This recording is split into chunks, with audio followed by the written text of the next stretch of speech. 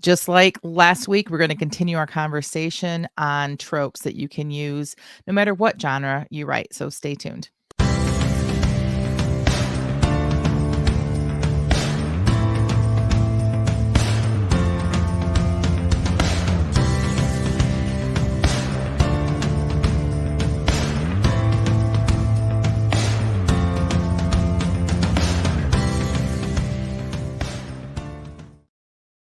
Hi, and welcome to the Christian Indie Writers Podcast. I'm Christina Catane, and I write in multiple genres, including Christian fantasy. And I'm Jennifer Carl Tong, and I write historical Christian romance. Hi, we want to welcome everyone who is listening to us live, who's in our chat. We got a bunch of people already here, and those who listen to us on all the places podcasts are broadcast. We love you all, and we would love to hear from you. And just smash all the buttons. So, the like, the subscribe, the dislike, whatever. We Whatever already you have in our chat, we've got Piper saying good morning. Good morning to you, Piper. Purpose Behind the Pen is here chatting with us live. Good morning. Catherine Carroll is also joining us. Good morning, Catherine. And Piper says, I'm on my way to a Christian Writers Conference. She pulled over for the show. Aw, Piper, you are the best. And I want to hear more about the conference. What conference are you going to? I was just right. thinking the other day that back in the day, before COVID, I used to always want to go to conferences. And like, I haven't even thought about conferences lately. And I would love to go to a conference.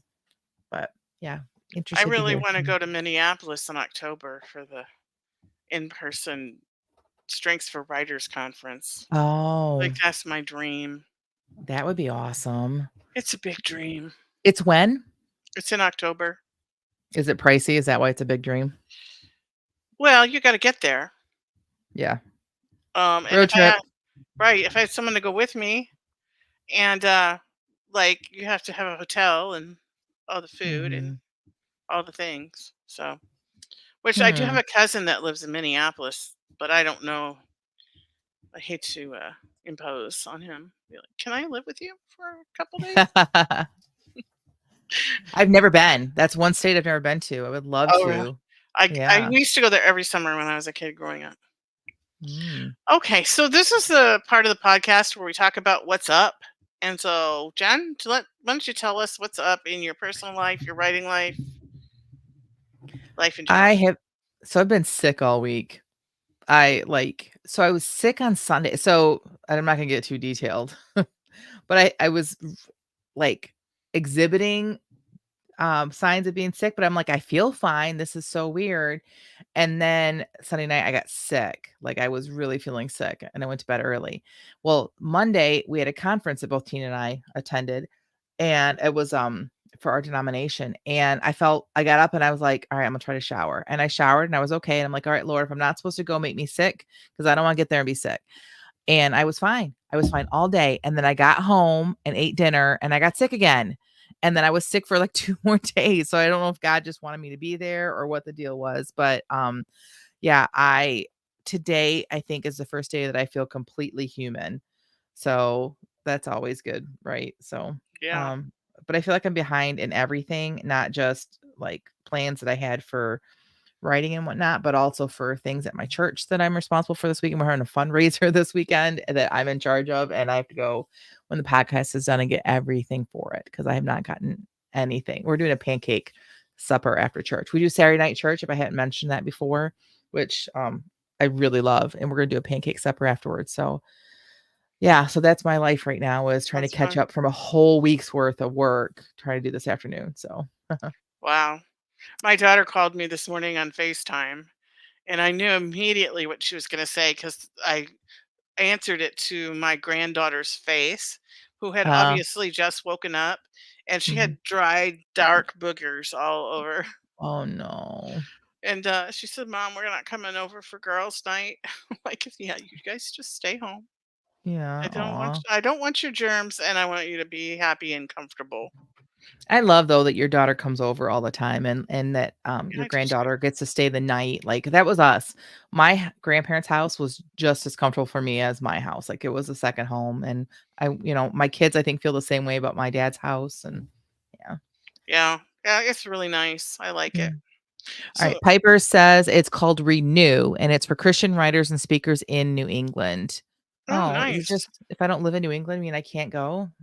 That makes me sad. No, I guess we'll just have to go move in with Cindy for a couple weeks For a couple beforehand, weeks and we to could just. get my driver's license changed, and Catherine says there are some pretty awesome Christian writers who go to Vegas, including Piper Dow. Oh, that's very cool. And she goes and Piper says, "Aw, and Catherine Carroll." I love that our community is, beyond us. It's not just us and that people are connecting with each other and doing things together, and, yeah, I really love that about. Yeah, it's an awesome community. Mhm, So my what's up is we had a great time at the Bible study last night for the Patreon, mhm. and Which, poor by the way, I did Sonia, not feel well. So did not feel well last night, but poor go ahead. Sonia. After I stopped the record button, I just kept Mhm. going.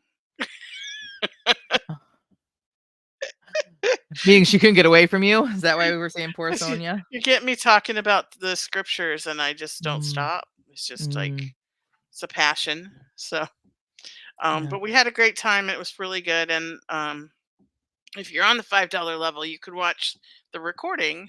You'll just miss all the exciting stuff that happened afterwards. And Mhm, then I just wanted to talk about the fact that I was reading a book, and I just finished it last night, written by a mainstream popular Christian author who is traditionally published. And mhm. the writing was terrible. The head hopping all over the place. I can't even I don't even remember how many times I had to go back and go, "Wait, who? What? Who's talking? Like, whose Mhm. head are we in right now?" And then at the climactic part that should have gone boom, boom, boom, tension rise, boom, boom, boom, tension rise, boom, was like I was dropped down with like 2 paragraphs of just scripture in You said all it was a bold. woman in labor, Yeah. and so we've been in labor, so we know what it's like, it would, like, be pain and, like, maybe we would, like, think scripture to try to get through it, but we're not gonna think 2 paragraphs full of scripture in the middle Yeah, of like, the I pain, don't right? know that I could remember one full sentence of scripture while I was in the Yeah, throes of labor. Like, maybe a few words of a sentence, right. but I it think just I yelled out, "Randy!" a whole lot in anger. That's my husband's name, in case anyone wondered. my daughter bit her husband Oh. on the shoulder, and then, like, she was more shocked than any of us that she had done it. She went, "I'm so sorry." Oh So, gosh. yeah, and I was just like, how many times on here have we said, "Don't head up, don't just put," like, I literally skipped 6 pages. I just kept. That's the key right there. That's the problem is that, like, we could have these rules and whatnot, and people would be like, "Oh, but look at she's selling lots of copies," and, but if people are skipping pages of your work, In the then climax. Like, it in the wasn't like a climax. boring part of the story. This should have been the exciting, tension building Mhm. climax. Right, right. I cannot tell you how many books I have read from in my genre, from world famous, or at least semi world famous, traditionally published authors that, you would see in the bookstore, that people, that have followings, that do those things, that do head hopping, or that do, like, a ton of passive voice, or just like the contrived, like, like, or making things just like, of course that's how it ended. Like, that's the easy way out kind of a thing. Mhm. And when we were talking about this earlier, I had you, like, stop because 'cause I'm like, "I have thoughts," but now I can't even think of what those thoughts are. It's very much like, I guess because my writing today, my sprint kind of touches on this a little bit, but, I feel like it's one of those things that, like, people can say, "Well, yeah, but look at so and so over here is making millions of dollars, so I'm just gonna write like them." You could do that. I mean, that's your choice. You're an indie author, you can write however you want. But for me, I cannot. I wanna be proud of what I put out, and I wonder, like, do they just not know? And how do, like, we get crammed down our throats all the time about editors and paying for good editors, and I get it, and I don't disagree because I've read plenty of indie author stuff that needed an editor, right? Mhm. But, like, why are the editors, like, allowing this? I And, know. like And when you listen to certain people in the industry talk about the way the industry has changed, they talk about Mhm, the gold rush when there were so many readers and not enough Kindle books, and anything that you wrote would sell, and people were selling hand over fist. But now that the market is saturated, it's more about quality than quantity. And so for a lot of years, people were just writing for quantity, because the more quantity they wrote, the more money they made. And now yeah. it's about quality. People are going to have so many choices that they're looking for quality. I don't disagree with you, but the authors and the books I'm thinking of right now are books that came out before the gold rush Right. or, and so it wasn't during the gold rush. And I'm talking and when I say like classic, I don't mean classic like but like there was a period like somewhere after Jeanette Oak's heyday and before now where Christian romance there were a lot of authors and I'm not saying all of them, so don't come at me, but there were some that, like, people are like, "Oh, I just love so and so," and then I read them and I'm Hmm. like Piper. Piper says she says, "I feel no obligation to finish the book when I do not enjoy it." I agree with you if it's an ebook. I realize this because in the past, I was always someone like, "I have to finish the book." I really physically could not finish the book, but it's because I was holding a physical copy that I'd purchased and, I think there was something there about, like, the money and the physicality of it. Now I have it, it's taking up space in my life on my bookshelf. I think there was, like, this commitment level that I had that I didn't finish it. But even if I pay for an ebook and it's garbage or I can tell they didn't edit it or it's been edited by a traditional publish it's traditionally published and it's supposedly, gone through all the steps and it still has these things in it. I'm like, Piper, I don't finish it because there's too many good books out there. There's just too many. And you could also argue though, because the author you were talking about, we talked about another book that I'm not sure if she did those things in that book, but the story was so good that I was drawn in and I might not have noticed. If you write that well, then possibly, but even for me, if I But how write much that better well, would it I be if you still didn't do those yes, things? exactly. Like I absolutely I agree. literally skipped the whole climax of that story and just skipped to Mhm, the end to find out what happened. mhm, And I didn't even pay for this ebook. It was a library ebook that I checked out of the mm, library. yeah, So anyway, that's mm, what's up with me. I have these issues with my job. I'm trying to like everything keeps changing. Just when I think I have it settled, mm, something else like changes. So anyway, that's pretty much what's up. And now we can transition into our topic of the day, which is piggybacking on last week's topic, where we talked about 6 tropes that you can use in any Christian fiction genre.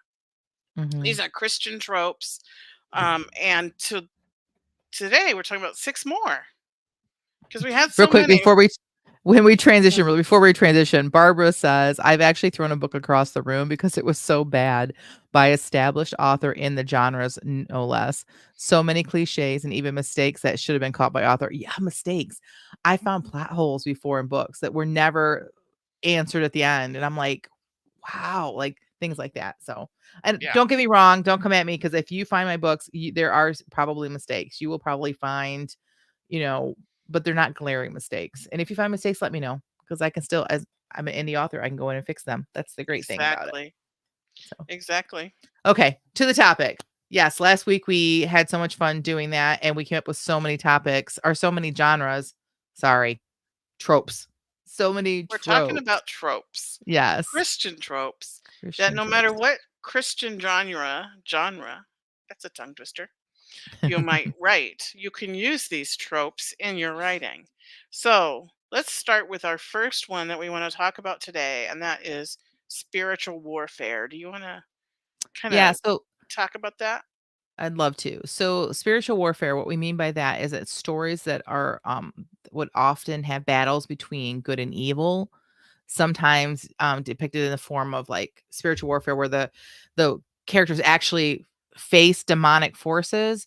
But it could also be a personal struggle with sin. You can make the demonic force, you can make Satan be the temptation that they can't see, but the temptation can actually become a character in the story. And so you it doesn't have to be just like fantasy or fantastical type of books that you're writing. If you're writing literary fiction or even a romance, it's totally okay to put spiritual warfare in your story. And there's different ways of doing it. Um, like I said, the personal struggle with sin, I think, would be the most obvious one for if you don't write something fantasy. I suppose you could put actual demonic forces in your book if you don't write fantasy, but um, I don't think it would fit my genre, or Right. my books at Well, least. I just think about, like, okay, I write fantasy and I have like actual demons and angels battling each other in Hmm. my first book. Hmm. But in real life, we come under spiritual attack. Yes. And sometimes it's temptation, sometimes it's illness, sometimes it's something that we have to go through. Hmm. So like I just think all the ways that it happens in real life can be put into Hmm. any book that you're writing. Agreed. Absolutely agree. All right. So you want to talk about the next one? All right. So number two of genres that you can use no matter what genre you write, tropes that you can use no matter what genre you write, miracles and divine intervention. So what do we mean by that, Tina?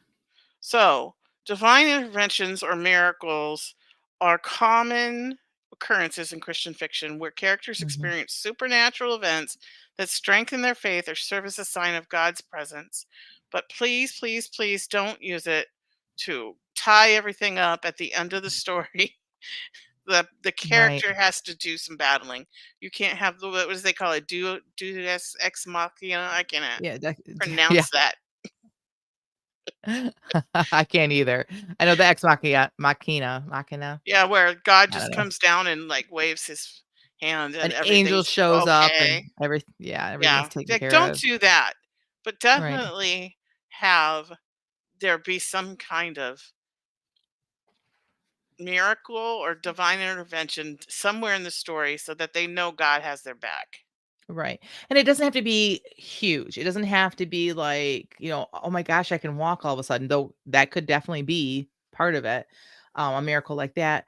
In my third book, when Phoebe is she is trying to get Will back to he's been injured and she's trying to get him back to town and she's tiny and he's way bigger than her and she starts to lose her grip on him and they're on a horse and she calls out to God, almost like just kind of as a knee jerk reaction, and then all of a sudden like there are these boys that you see throughout the story and that they're like are like kind of hunting at night or whatever, and all of a sudden they're there and they help. So like that's not my climax, you know what I mean? It's not like the big like, oh, now the story is all good because she prayed one time. But putting little things like that where God answers shows in your writing that you've got some divine intervention happening. And So I like to use, like, divine revelation where, mm, somebody's struggling with something and they don't understand whatever, whatever it is they're going through. They don't understand why or what mhm, God's trying to say to them, and then suddenly they get it. Like God mhm, just opens their eyes and they see either a new nuance of scripture they hadn't seen before or just what God's will was or was something mhm. like that. And I think that would fall under there. So the Yeah. next one that we have on here is missions and evangelism. All right. So in some Christian fiction, they focus on missions work. I know that when growing up, our missionary president of my church always had books that you could read that were some of them were nonfiction about missionaries that were actually had been in the field or were still in the field, but some of them were fiction about the mission field and taking experiences from other like lots of different missionaries and would write a book. So for sure you could do that. But you could also have a book that is portraying evangelism. Um, characters who spread the gospel, share their faith with others. Again, my third book is about a female pastor, so there's a lot of that kind of happening. A lot of what I cut from the book, if you recall, the book was super long because I wrote it first and I didn't know what I was doing with story structure.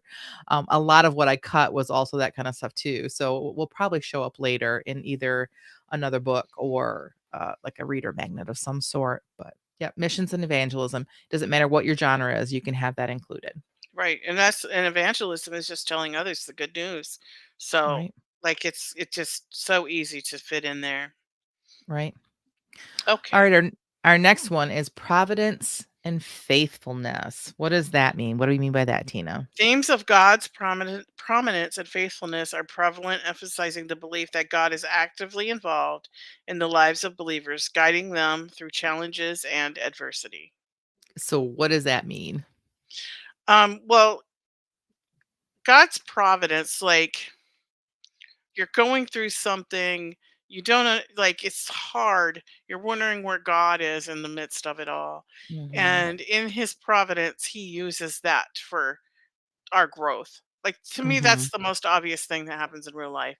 We go through a Yeah. test or a trial, and it's painful and it hurts, but that's like the pruning, that Hmm. when the spring comes, we produce all the more fruit because of the pruning. Right. We've talked a lot about story structure and about how my characters have a character arc, but they also have a spiritual arc. And so if you write Christian fiction, you would probably have a spiritual arc in there possibly for your characters.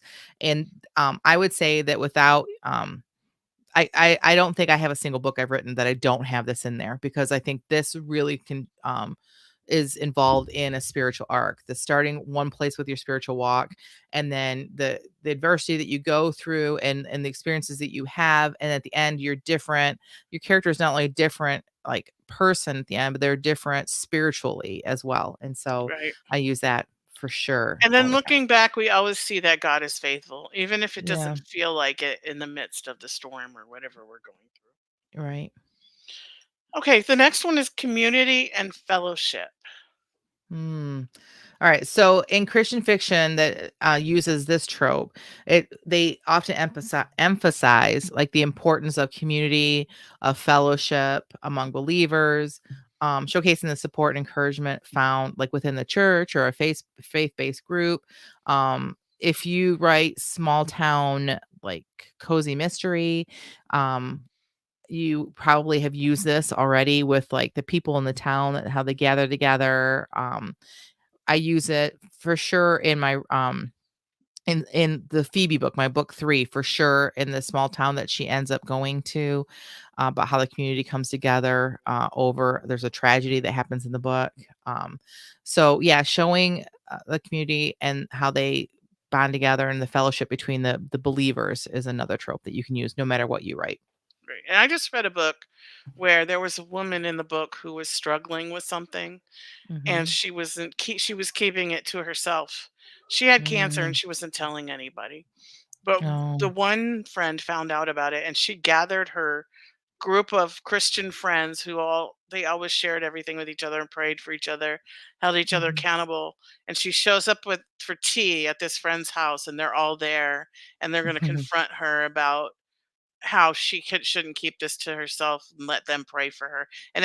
And that scene ends with them all praying for her, and Mhm. her feeling like her feelings like she shouldn't burden them, Mhm. ending up being like this warm feeling of knowing she wasn't alone. So that Yeah. was really well done as far as that trope goes.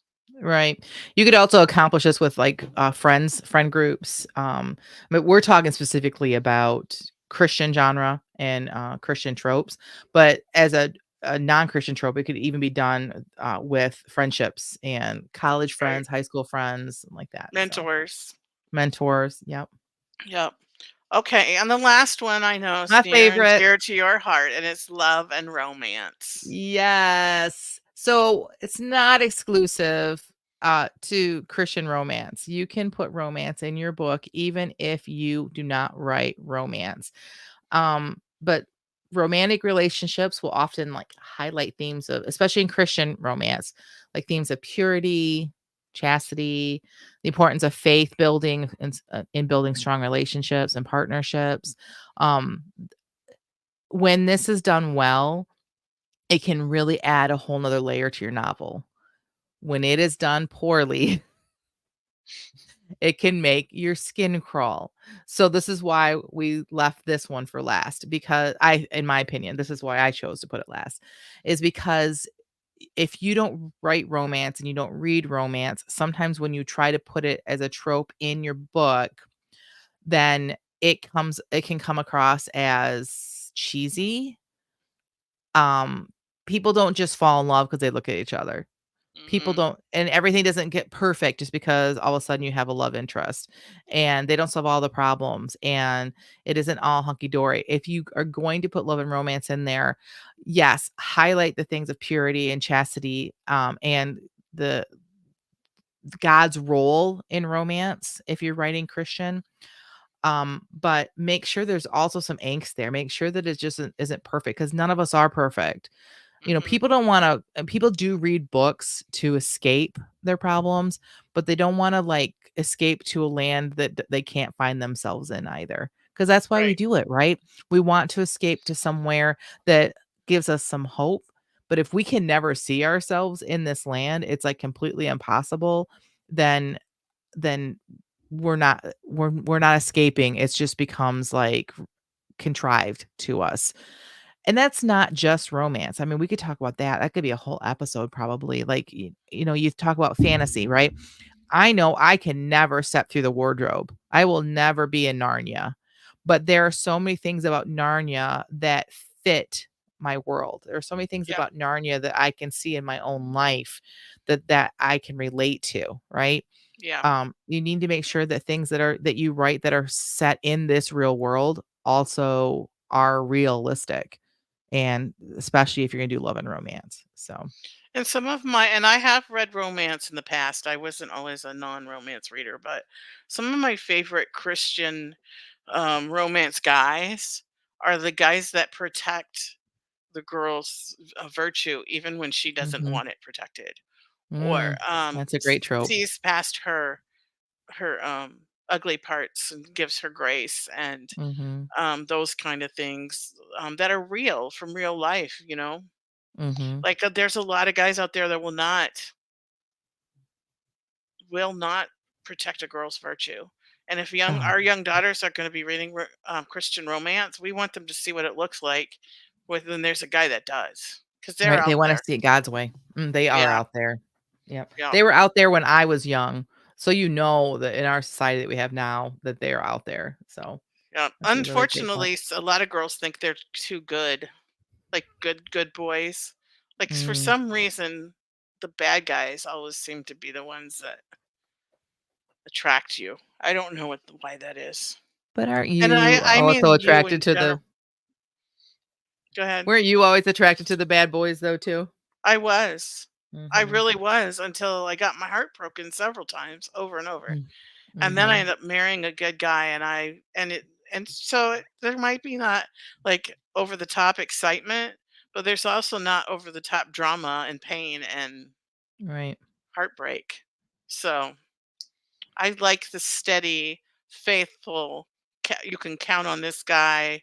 He couldn't Mhm. tell a lie to save his life. Like, Right. literally, my husband. And I don't know if it's I know him so well, but he has Mhm. a tell. Do you know what that is? Yes, I If know what it somebody tells. When I used to people play lie, poker. people have a tell. My Mhm. husband cannot even surprise me. For example, him and my son-in-law are planning something for Mother's Day. And every time he said something about he needed to talk, he was going to go outside and call Adam, and I could tell by the look on his face that he was hiding something from me. And I called my daughter, and my daughter was at the door. Her husband went outside, and she Uh-huh. was listening, and she goes, "I heard something about $300." It's like they're planning something for Mother's Day. So, like, Good for them. he can't even surprise me, because I can Mhm. just look at his face and know, That's you know. awesome. And Yeah, I that's love great. that because he's steady, and he's dependable, and Mhm. he's faithful. But I can write a character that is steady and faithful and reliable, but also you also get the excitement and the so I kind of feel like Will is that though. Um, Again, I think I could write him better even now that I've been a writer for longer. You know what I mean? Like that was my goal with Will. Will in book 3, I wanted a good guy. I wanted it to write a good guy, but that also um everyone was attracted to. Everyone, like, loved Right, him. You wanna love Will, like, in all the ways because, like, the book before that, John was not a good guy, and you right. loved him, right? So, I Yeah, wanted to go the opposite direction so that, to show that, yeah. And a my guy that husband loves doesn't Jesus. have a romantic bone in his body, so Well, yeah, that's like his proposal was we were driving by a house and he said it was nice. It had like a white picket fence and it was on a hill. And he said, "We're gonna have a mm. house like that someday." And I said, "What, are we getting married or something?" And he goes, "Yup." That was my proposal. I didn't even get a proposal, though he would argue this point, but we, so my husband had 3 children, he was divorced and had gotten full custody of them.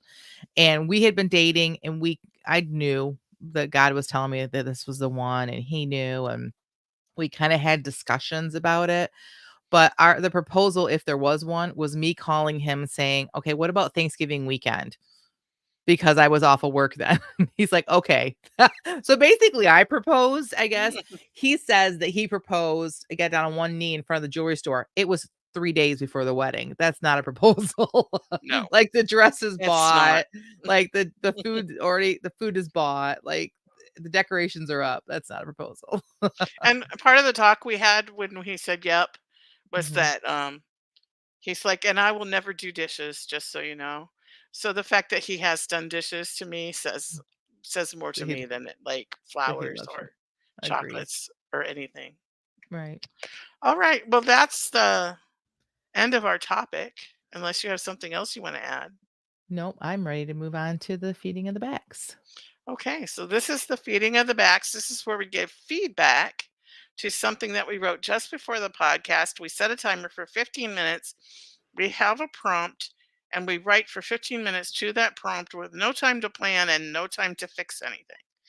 And today's prompt, I don't know who chose this, but it was a doozy and it was a sentence in quotes that we had to use in our writing. We chose it together. It popped up and you're like, "Oh, no," and you read it. I'm like, "Yes, let's make this So difficult it for was your ourselves." idea. That's what you're saying. I guess so. I'll take it. So you want to tell us what the sentence was and then read what you wrote? So it was a sentence, and it was this: "As the clock struck midnight, casting shadows across the abandoned mansion, Sarah's heart pounded with both fear and excitement as she tiptoed down the creaky staircase, clutching tightly to the ancient key she had discovered hidden in the attic."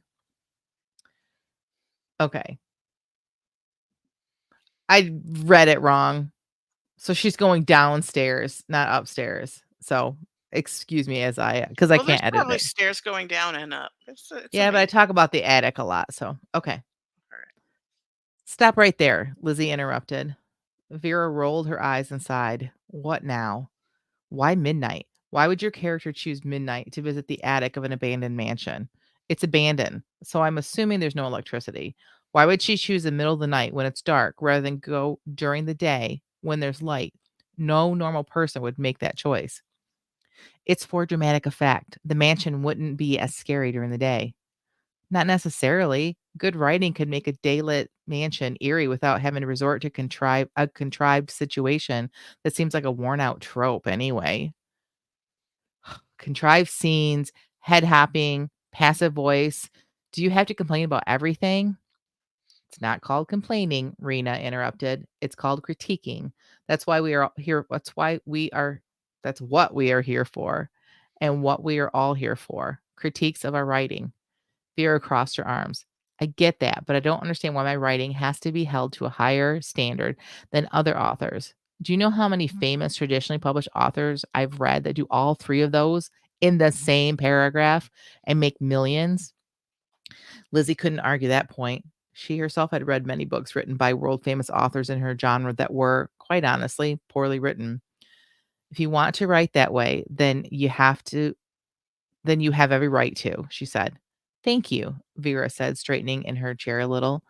However, Lizzie began, when you critique my work, I would like you to not hold it to the standard of other authors. I'd like you to hold it to the standard I hope to aspire to, because although it's possible to write a novel full of head hopping and poor storylines, I don't want that. I want something I can be proud of, whether I ever sell a single copy or not. That's Oh, it. it's over. I'm like, That's okay, it. keep going. I love that that was a critique group. Oh, That's awesome. thanks. And I love how you like put in all the stuff we were talking about before the podcast started Yeah. about all the head hopping and all that. And yeah, that was good stuff. I miss our 'Cause it critique groups. I know, me too. It's because it was in my head. That's Yeah. why, and I couldn't I tried writing something else. I'm like, "This is what's here, so this is what's going on the page." Yeah. And So, we have some comments. One from Piper that says, "LOL, Jen, nice way to tie in the podcast." subject.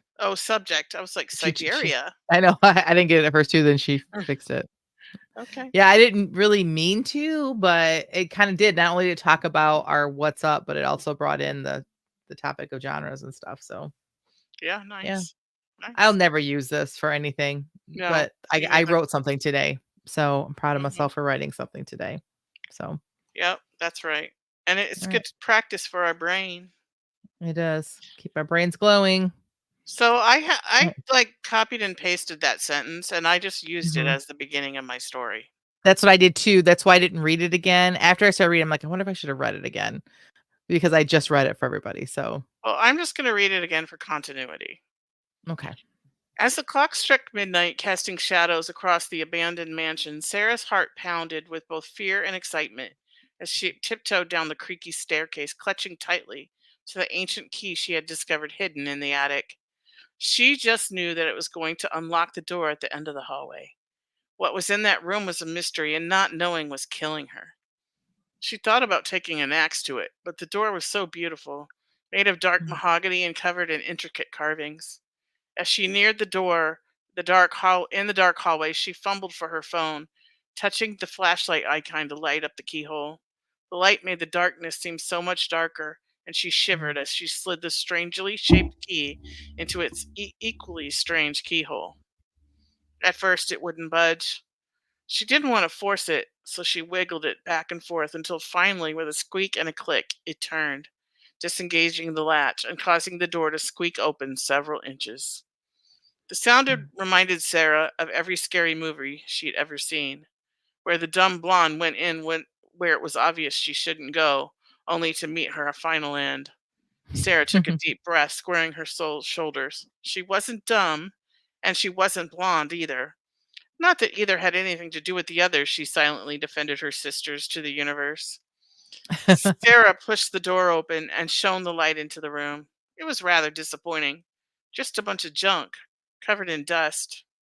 There was a dining room chair, its leg broken and splintered, a child's rocking horse covered in scratches and crayon pictures, a chest of drawers missing several drawers, and a bicycle with a white basket that had a sunflower hanging from it by a thread and a bent front wheel.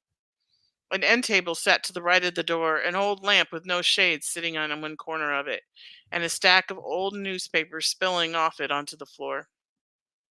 She picked up one of the papers, dust flying, making her sneeze several times. She wiped the coating of dust off the byline with her thumb.